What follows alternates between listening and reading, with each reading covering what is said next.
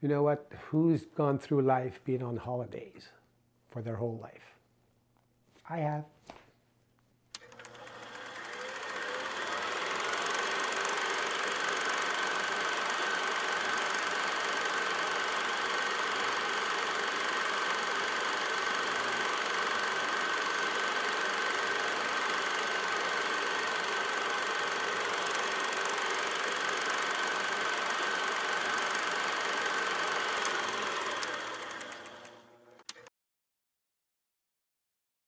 So originally when I moved to Ontario, to Toronto more specifically, was to work in the news department at the French CBC.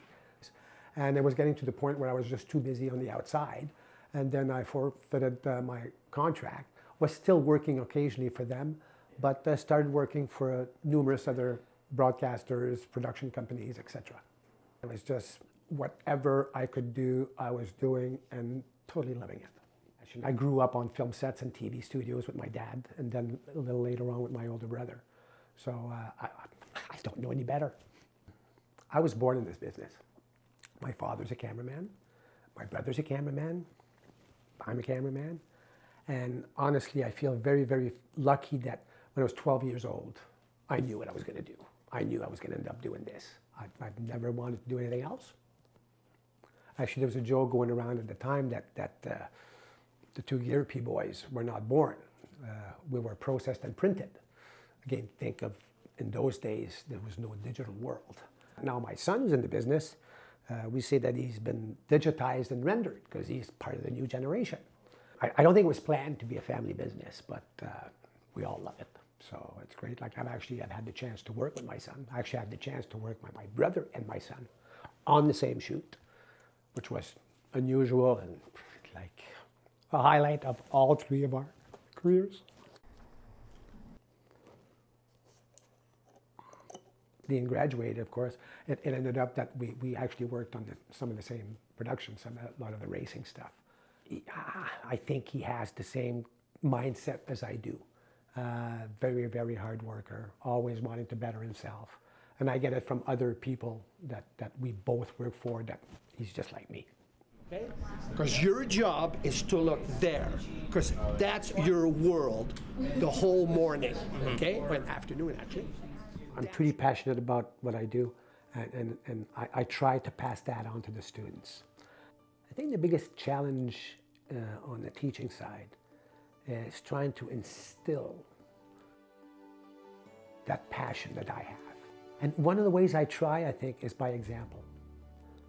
I think I'm there a lot for them. What's great about it is it's both, it keeps me in the industry, because I teach about shooting, lighting, content creation, which of course I've been doing all of my life. But to me, that's how I try to pass on to them that you have to be passionate, and you got to do what you have to do to get better.